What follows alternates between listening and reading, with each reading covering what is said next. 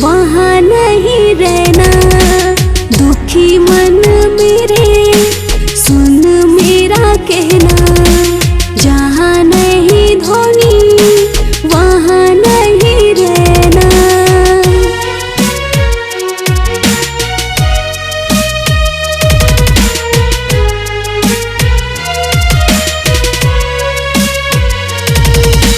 छोटे से शहर से निकल के क्रिकेट की दुनिया पे छाए, माही और रैना सब मिलके 2 बार वर्ल्ड कप ले आए। जय वीरों की जैसे जोड़ी सबका यही है कहना। दुखी मन मेरे सुन मेरा कहना, जहाँ नहीं धोनी वहाँ नहीं रहना।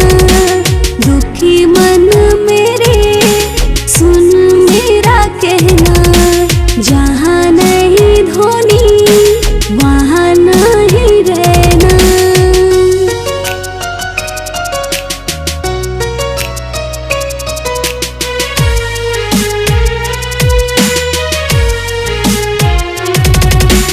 सर पे चढ़ी ना सफलता कभी, चले दोनों साथ टीम लेके। कठिन से कठिन मैच में भी जीत की आए सौगात लेके। खुशी से खत्म की एक पारी, अगली पारी में भी खूब बढ़ते रहना।